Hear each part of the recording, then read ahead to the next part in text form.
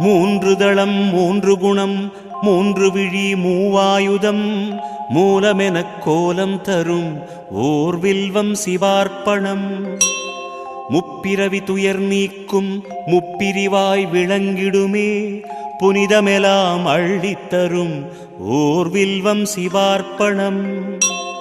கோடி கோடி கல்யாணம் செய்து வைக்கும் இனிய பலன் குறைகளின்றி தந்திடுமே ஓர் வில்வம் சிவார்ப்பணம்.